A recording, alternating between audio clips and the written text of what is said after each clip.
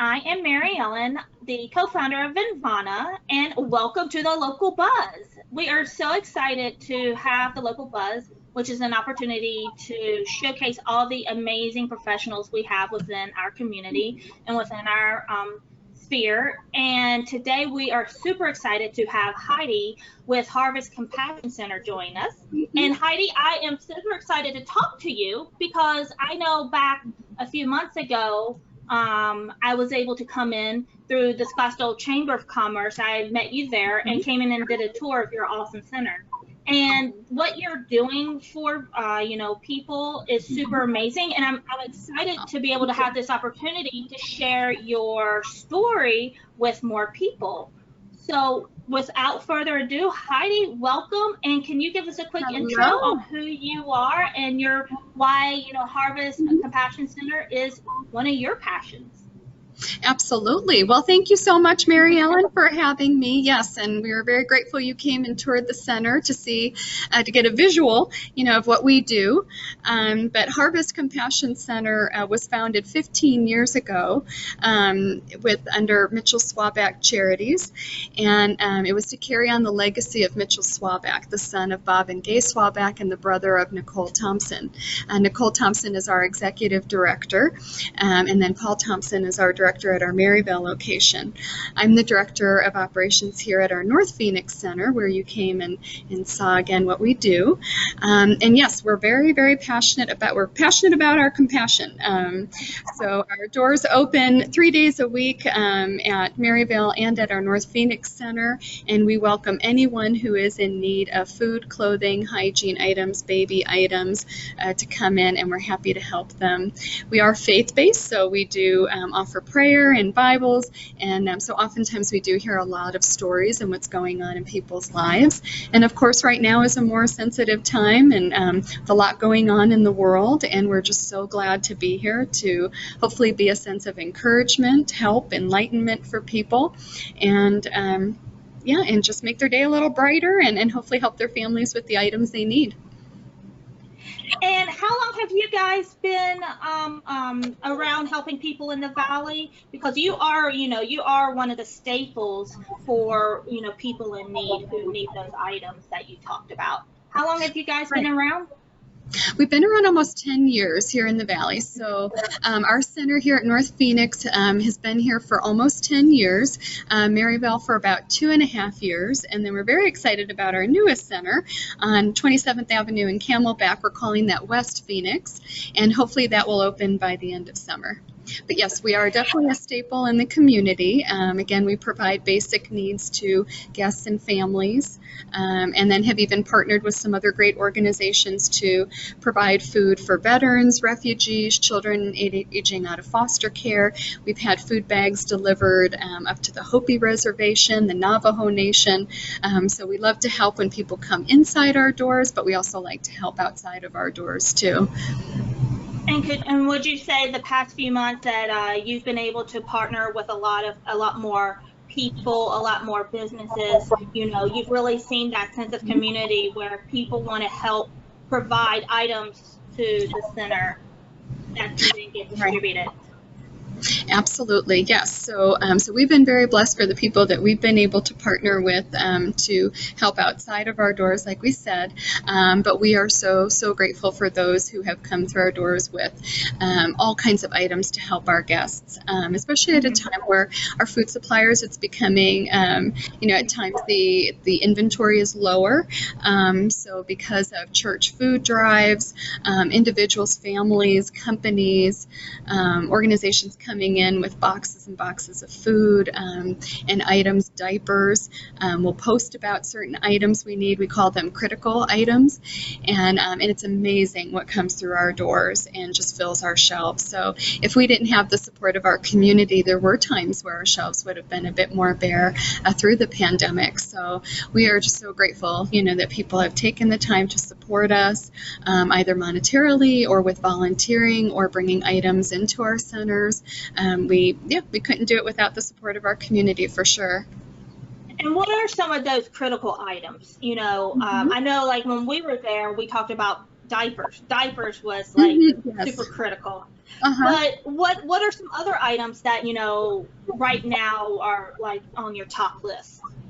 Right. So some of our critical items that, again, from our major food suppliers have become a bit harder to get, and they are staple items for our guests. So we do like to make sure we have them. So things like peanut butter, jelly, bagged rice, beans, whether they're bagged or canned, ramen, canned ravioli are all wonderful food items that we can use. Also, bagged spaghetti noodles, and then some hygiene items would be like toothpaste, toothbrushes, deodorant, razor, shampoo, and then just safety items for our volunteers and staff when we open up the center to comply with CDC regulations and just to provide the utmost safety and safest atmosphere for our volunteers, guests, and staff would be like masks, gloves, and of course latex gloves, wipes, cleaning wipes, and hand sanitizer. Yeah,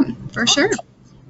And so, one cool thing is, I know that if someone is in need, they can come to the center, and you're not, if I can come to the center and get help Hmm. without being questioned, without, going through a whole rigmarole.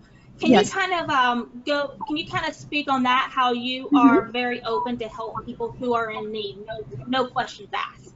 Yeah, absolutely. So when our doors open, and here at our North Phoenix Center, that's on a Monday, Wednesday, or Saturday from 9 to 11:30 a.m., we have our guests fill out just a simple one-page information form. It is not an extensive packet or anything. It's just basic contact information and household member information. So we have them fill that out, and then we just require a photo ID so we know that the picture and the name match up, because we can have some names that are very similar or identical. So we want to make sure we have the right person each time, because we do track when they come in to abide by that every 30 days. And then we just require a bill. So like a cell phone bill, electric bill, gas bill that shows their current address, since we do only serve Arizona residents. So we make it very simple. We don't vet for income, anything like that. It's just if you feel the need, the doors are open and we're happy to help. If someone is homeless and does not have a physical address, that's no problem. We mark that in our database, no address. Some guests may not even have a photo ID, and we'll work with that too. So again, we are here to help, and we do try to make it as simple and easy as possible. And make it a welcoming experience. Make it where people are comfortable to come to your. It's a very welcoming and opening. Absolutely. Yes, we are firm believers in kindness and compassion and really showing care to others. Again, not just providing their basic needs, but, hearing what's going on in their lives. And we hear some extraordinary stories. And so we also have great resources here at the center. We have resource brochures for other food resources, housing, employment, healthcare. We have a community board that has additional information for addiction and recovery, veterans, senior citizens, affordable medical and dental care. So we're really trying to not only just say, well, here are your food, clothing items, see in 30 days. It's no, what's going on in your life that maybe we have some other resources that we can give to you that'll really help you get back on your feet. And then we implement that piece of faith and again, offer prayer, Bibles, and so that, we're really trying to help that whole individual or help, their whole family, to just, leave our center and feel like, what, I have some good information and been encouraged, been treated with dignity, and have gotten good quality service and products. And, I've got somebody who's got my back in the community for sure. Yeah. Yeah. So if people, watching this want to get involved, let's say either by donating items, donating their time, volunteering, or, monetarily, Sure. what's the best way to get a hold of the center and do that? Okay. Well, the direct line to our North Phoenix Center, the phone number is 602-788-2444. And I'm here 5 to 6 days a week, so I'm happy to answer any questions anybody has. Or they can go onto our website, harvestcompassioncenter.org. On the homepage for volunteering, they'll see a volunteer icon in the upper right corner. They can click on that and fill out the application. It'll come directly to me since I schedule all volunteers for both Maryvale and North Phoenix and soon West Phoenix. But that'll come to me, and from there we can talk about dates that they can come in and volunteer. We have a wonderful Feed One program where for $28 a month, that will feed a family of 4 for the month. So information for that is on our website. That can be a one-time payment for however many families you'd like, or it can be a recurring monthly payment that can be set up with credit card. Or you can just do a standard generic, monetary donation as well.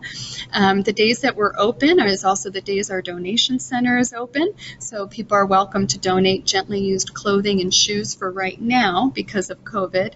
Otherwise, we would also take toys, books, smaller household items. But again, welcome to call, and I can always keep people updated on what we're currently accepting. Or bring in food that is not expired, unopened, and packaged. So we are and happy. one cool thing that you said, volunteers start at age 12. So I know it's summer right now. Yes.